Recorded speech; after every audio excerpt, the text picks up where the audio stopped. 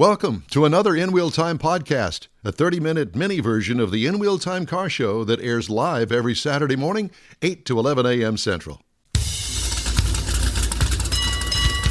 It's the In Wheel Time car show, your weekly go-to all things automotive place. Today coming to you from the confines of the luxurious Studio A in Texas, USA. Howdy, along with Mike out of this world Mars, King Conrad DeLong, we need more Jeff Zekin. We do. And I'm Don Armstrong. Thanks for joining us today. Let's go right to our next guest. His name is Mr. John Kraman, and John is with the Mecum Auto Auction. John, it's always good to see you, sir. Thanks so much for joining us on this Saturday. I see that your hair is a little bit messed up. You must have just got out of bed. Hey. What hair? You guys know something that I don't? Well, I'm just teasing. You know that. John and I have the same barber. Yeah, exactly. Well, it's great to see you, man. How have you been? Oh, man, all good. You know, it's just really interesting, guys, that the interest during this kind of unprecedented time for all of us in collector cars in general has just been off the charts. And I think just to kind of lead this thing off with an initial observation, and that is these cars, vintage cars, late model, performance cars, everything really from A to Z is just a really great way right now to distract us, to divert us from, you know, some of the troubles that are going on with the world, and to be right in the middle of it, obviously covering the action for Mecum on NBCSN, being a part of the world's largest collector car auction during this past year and a half or so it's been a challenge, but it's been an exhilarating ride, and I don't think there's any sign of it letting off the gas. So, John, what's changed? Why all of a sudden this ginormous thrust of interest in auction cars and auctions in general, but Mecum has gone through the roof? Right. Yeah. Let me just give you just so that people can understand exactly just how wild this market is. Mecum's been around since 1988, so it's been about 34 years. And during that time period, any 12-month time period in the company's history, a really strong 12-month period would be about $400 million in sales. So strong numbers. In the past year alone, we did $500 million, an increase of $100 million in sales. Huge, significant number. Some of that is due to an increase in cars, due to an increase in a higher sell rate, but most of it is due to an interest in the increased value of collector cars, and that's tying right in with what we're all experiencing with late model used cars and with brand new cars on the showroom floor. It kind of goes hand in hand. And again, I think it's because collector cars, having a cool car, the research of it, the owning of it, the cleaning of it, the driving of it is just a great way to safely spend time during what I'm referring to as the pandemic era. John, distractions. It's distractions, obviously. Right. Do you think any of that is actual investors, like you read about people investing in fine art, or do you really think it's more of somebody that wants to enjoy it at some level? You know, that's in the collector car world, that's always a question. What percentage is being driven of the market is being driven by enthusiasts versus what is being driven strictly by investment, which is really kind of a cold way to enter and enjoy what I consider to be a very passionate hobby. And I think it's probably a combination of the two. For an investor, dealing in collector cars is a very cool, trendy way to spend a little bit of extra disposable income, some investment income. But it really, on the other hand, my thought is it's really being driven by the individual or the collectors that have just said, I'm not going to wait anymore. Now's the time. And I'm going to proceed, and I'm going to get the car that I always want. I'm not going to put it off anymore. I'm going to finish up a project that's been out in the garage or in the workshop. Feedback from many of the aftermarket suppliers, most notably Rick Schmidt from MPD, National Parts Depot, Wade Kawasaki, the guy that heads up Coker Wheel and Tire, all having record years as well, as people are really putting priority on getting projects finished, acquiring cars of their dreams. And because the market is on fire right now and there's been so much notoriety over it, frankly, it has drawn in a lot of investment interest as well.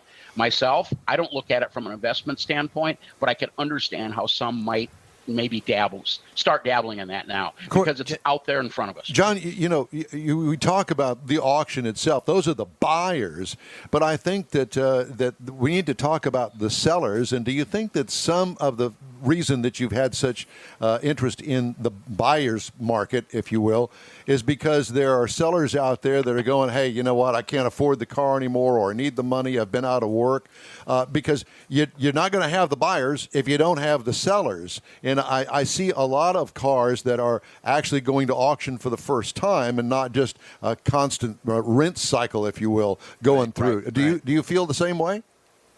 Oh, absolutely. You know, our role as the big auction company is to generate consignments. You know, nothing happens without inventory, without consignments, handling roughly about 30,000 a year.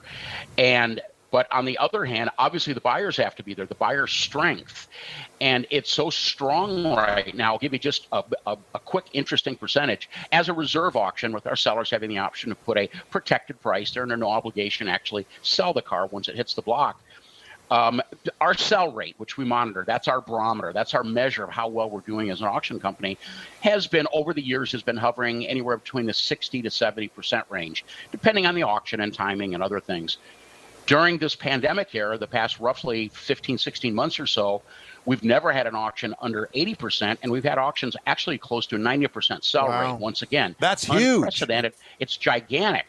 And I think all of that indicates that not only are we able to bring a lot of great cars to the market from a consignment standpoint, but the buyers are there as well. Bottom line, this is a great time to sell a collector car. And it's actually a better time to buy than you might think, because so many good cars and collections are now coming on the market that frankly probably wouldn't be there had this market not heated up. And that's one thing. That's one thing it seems like Mecum does, is you draw some of these big collectors that are resizing their collection. I don't know that they're getting rid of their collection, though some of them do. Some of them, I would say, are just kind of resizing their collection. Kind of looking a little bit through your lots at Chattanooga, you have two Shelby GT500 KR convertibles. Holy moly, how do you get two of those so you're not just auctioning off cars? You have buyers of super high-level cars so that unicorns. Want you to handle them. Two unicorns.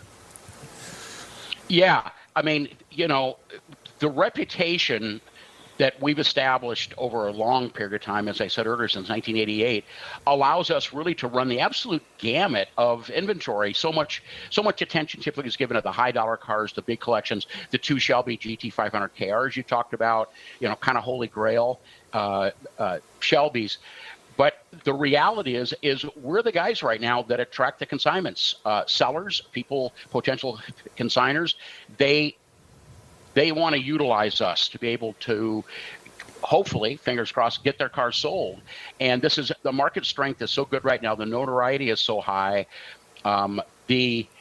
The exposure of Mecum Auctions on television, both on NBCSN now, also on Peacock as well, running back-to-back with NBCSN coverage, just further sort of drives the fact that this, number one, it's a strong market. Number two, people are seeing cars get bought and sold on a regular basis, and both buyers and sellers, they want to get on board right now.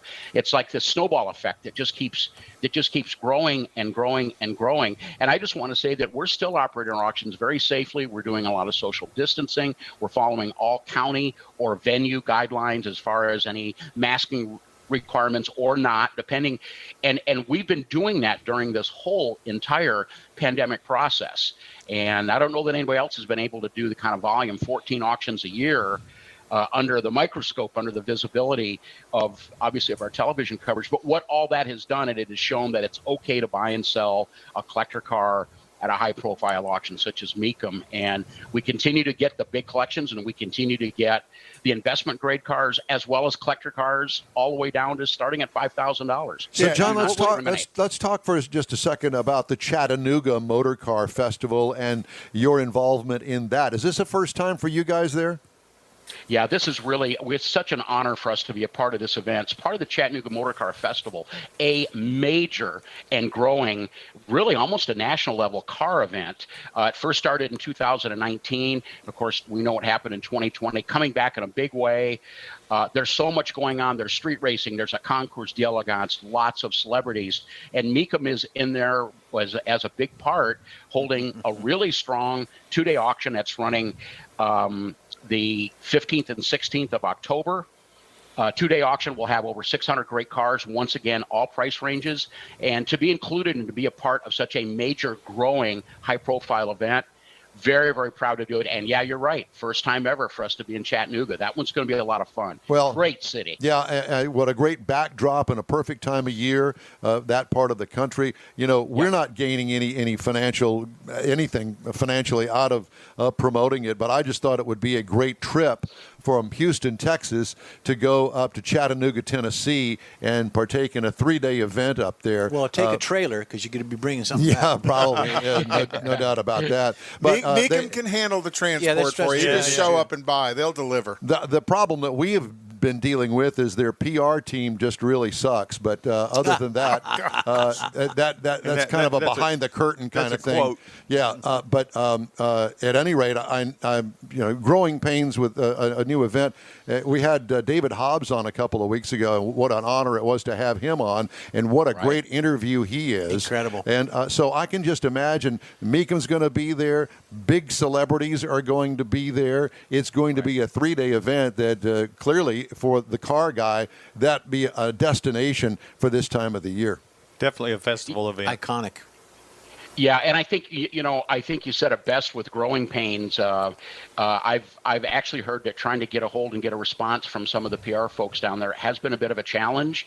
They're aware of that, and they are just being overrun with a massive amount of interest for this event. So I'm hopeful that, presuming it goes well this year, I'm suspecting it will. They'll figure it out. They'll get their collective act together, and this is going to be established. I think this will be firmly established as one of those must-attend annual automotive events.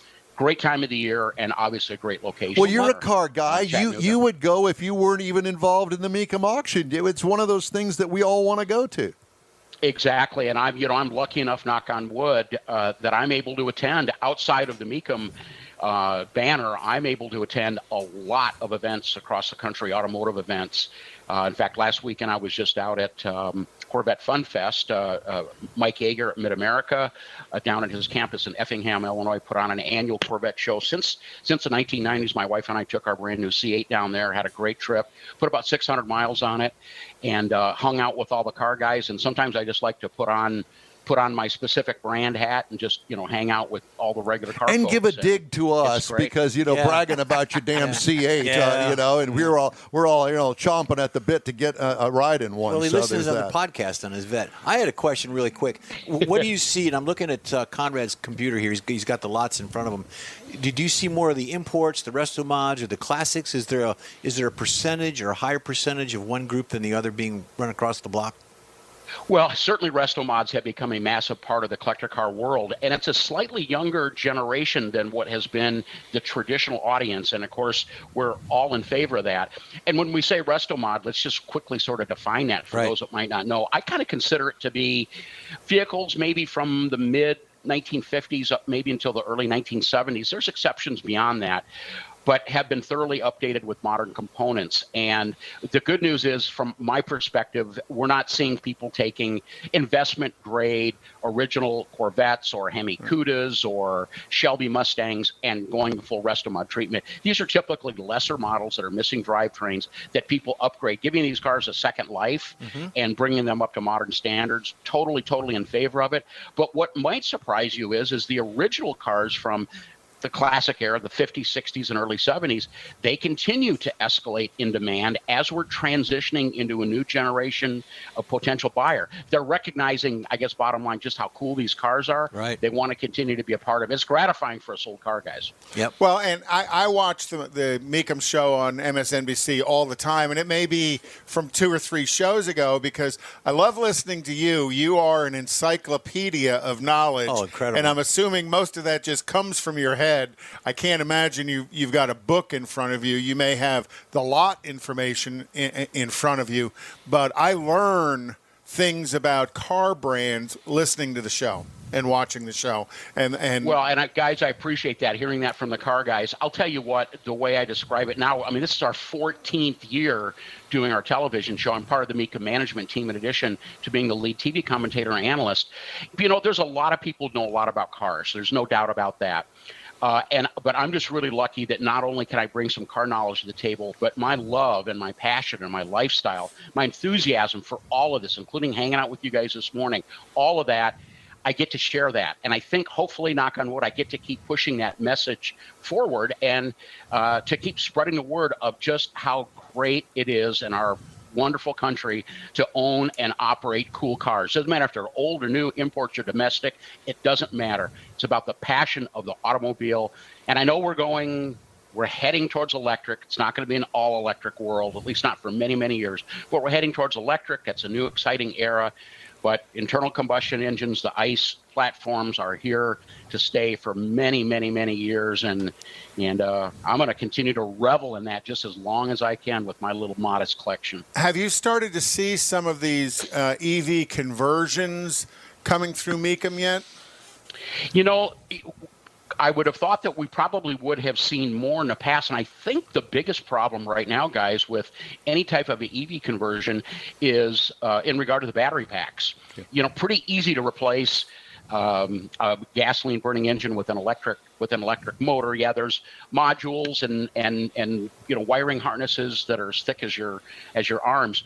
But it really has to do more with the battery packs and the availability. So it has not yet seemed to be a real big trend. I think maybe as we get into more where we're dealing with damaged and wrecked cars, we might see some of those battery and EV platforms being adopted to some vintage cars. But the feedback that I get, bottom line on this, the feedback I get is people seem to really enjoy, if they're upgrading, they enjoy getting one of these modern era power plants and drivetrains that are now so refined, so reliable, so fuel efficient, and surprisingly, from an exhaust emission standpoint, very reasonable as well. So much has been done over the years to blend a ton of power and, once again, reliability with fairly green, not as green as electric, but fairly green exhaust output. And I think that's going to help. I think it's going to be a while before the retrofit in quantity goes to electric. Probably will happen in the future. I think they're going to need to get these batteries smaller, more compact, more efficient, and more affordable. I don't think we're there yet. Right. John, it's great to talk to you. And we love having you as a guest on the show. And good luck in Chattanooga. We'll be watching. And we'll be sitting on the edge of our seat because we know that every time that there's a Mecum auction, it's a whole set of different cars, a different scenario, a different backdrop. I mean, it's really going to be exciting for us to see, especially this being a first event for you guys. Well, as always, guys, always a pleasure. And be safe down there in Houston, and we will see you later. All right. See you next time. Thank you. Take care, John Kraman with Mecum Auctions and NBCSN. So what a guy. Yeah. I want to remind everybody that we'd love to hear from you anytime. All you have to do is shoot us an email. Send us an email. Don't shoot anything. Send us an email. Send us an email. The address is info He went there. at inwheeltime.com. I have here shoot, but, you know. We need to change your script. Because it's Texas, man. Yeah. Well, there's that. But I guess it's just not politically correct anymore, Get is it? over it. Come on, man. Get over it, Karen. Karen? Yeah, I think I'm the Karen of the group here. All Oh, right. my God. Speaking of Karen, we've got some recalls. We got some recalls to tell you about. The Audi e-tron, speaking of electrics, being recalled for possible loss of ABS from the brake booster and its corrosion that apparently is taking place. Wow. The 2021 Audi e-tron, if you can afford such a thing. You've got moisture. What is it, like $1 million? Anyway, Ford is recalling the Mustang Mach-E for 2021 because of inadequate front windshield bonding. Ooh, that's a bad thing. That is a when bad the thing. airbag goes off, the windshield just pops out on the hood. Oh, I was thinking you hit the brakes and it And pops. how about inadequate panoramic roof glass panel bonding as well for the Mustang Mach-E? It flies off. It flies off. So when the airbags go off, all the glass just spits out on the ground. Well, you don't have to worry about it being injured by flying glass because it just goes away. Because it's gone. Yep. Volvo recalling the S90 for 2021 because the rotor and shaft may separate, causing a loss of ABS. Yikes. That's not a good day. Been there, done that. Yeah, That's not a good day. So that's the S90, the XC60, and the XC90. Turn signal may activate in the wrong direction on the Kia Sedona for 2015 through 2017. So people, well, it's not a BMW because they don't ever use their turn signals. Oh. Good one. Engine damage may cause a stall or a thermal event on the Hyundai Sonata Hybrid or the Hyundai Tucson 2017 model years. Another turn signal malfunction problem with the Ram ProMaster City van 2019 through 2021. Jeep Grand Cherokee 2021. Rear view camera damage. Rear view camera image may not display. Okay. Roof reinforcement may impair side airbags on the Volkswagen Tiguan. Tiggies. The Tigsters. Yeah, the Tigs. Also, before we finish out this hour, I did want to tell everybody about sales, this being the first of the month. Or lack thereof. Or lack thereof. Oh, my gosh. Issue. So, global microchip shortage that has left U.S. showrooms bare for months continues to hammer automakers, with Toyota, Honda, Hyundai, and Kia all reporting lower monthly sales again in September, signaling a rough close to the year. The mix of monthly and quarterly reports issued Friday follow forecasts for the seasonally adjusted sales rate for September to come in at around 12.2 million units, a staggering drop from the 18.5 million pace just 6 months ago. Wow.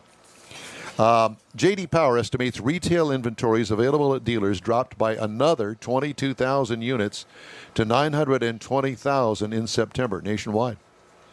The bottlenecks throughout the production pipeline that have depleted new car and light truck supplies continue to upend the retail landscape, needless to say. Some buyers are balking at higher transaction prices and limited choices and deciding to wait on the sidelines until inventory improves. You wait a while. And let me tell you, so my future son-in-law, Aaron,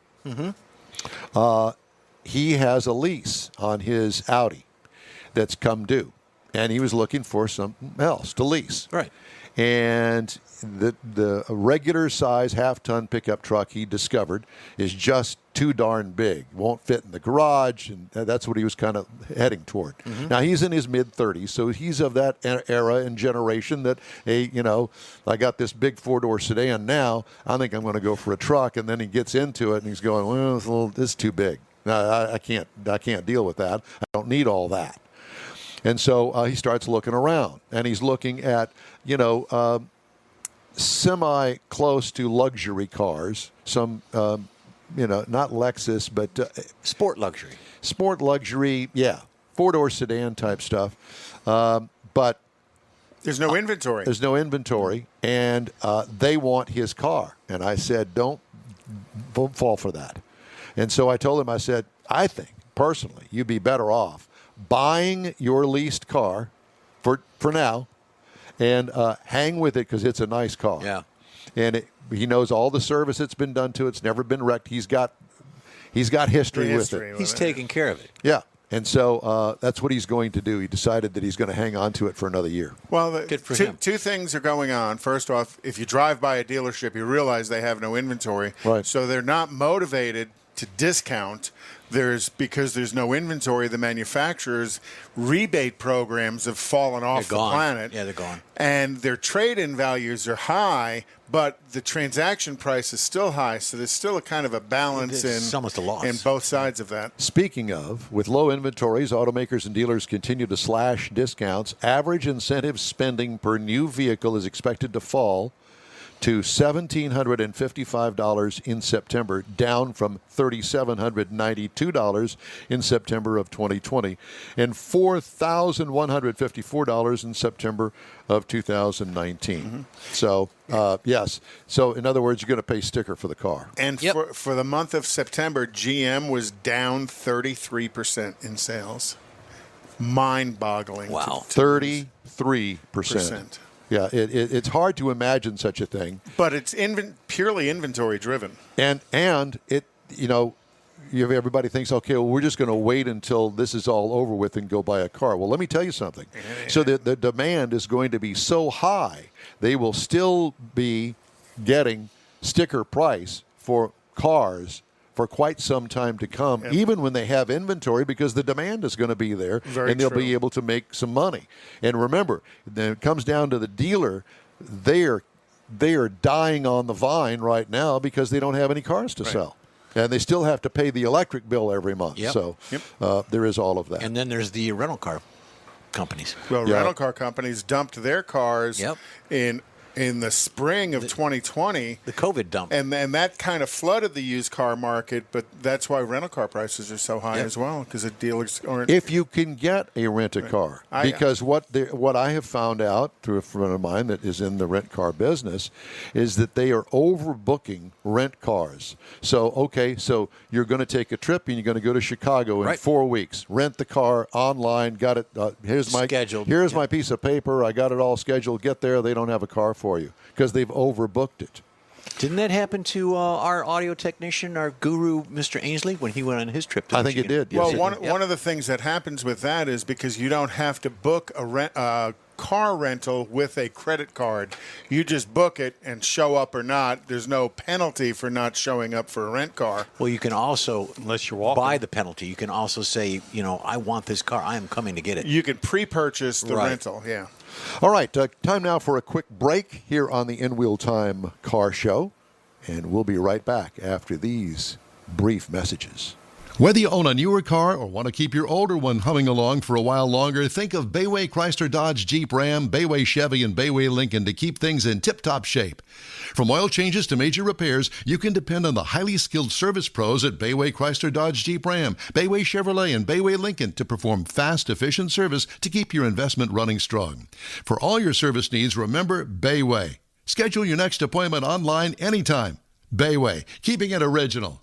Tailpipes and Tacos, Houston's premier monthly car cruise-in, returns Saturday morning, October 16th to the Lupi Tortilla Tex-Mex in Katy. Tailpipes and Tacos is free and you're invited. Collector cars, hot rods, customs, magnificent originals, and resto mods will all be on display. Lupi founder, car collector, and drag racer Stan Holt brings you the coolest Saturday morning cruise-in, Tailpipes and Tacos.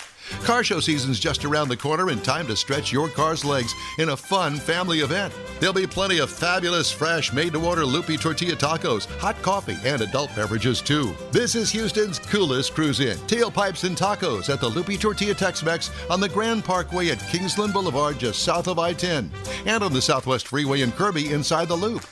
Get your ride ready and we'll see you at the Tailpipes and Tacos Saturday morning cruise-in, October 16th, 8 to 11 a.m. The In Wheel Time Car Show will be there too.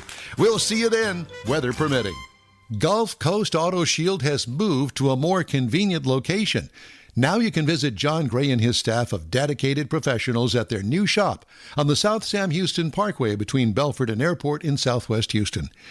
Gulf Coast Auto Shield is the best at paint correction and ceramic coatings. Clear bras and custom wraps are specialties that only Gulf Coast Auto Shield installs with award-winning accuracy, and all their services come with a warranty. Lamborghini, Aston Martin, Porsche, and Ferrari owners depend on Gulf Coast Auto Shield for their specialty services, and you should too. The In-Wheel Time Corvette and Cutlass have both been massaged by Gulf Coast Auto Shield, so isn't it time your vehicle visit their new shop in Southwest Houston? Call John Gray today at 832-930-5655 or visit online at gcautoshield.com. That's gcautoshield.com. Paint, coatings, wraps, and more at gcautoshield.com. That's it for this podcast episode of the In Wheel Time Car Show. I'm Don Armstrong, inviting you to join us for our live show every Saturday morning, 8 to 11 a.m. Central on Facebook, YouTube, Twitch, and our InWheelTime.com website. Podcasts are available on Apple Podcasts, Spotify, Stitcher, iHeart Podcast, Podcast Addict, TuneIn, Pandora, and Amazon Music. Keep listening, and we'll see you soon.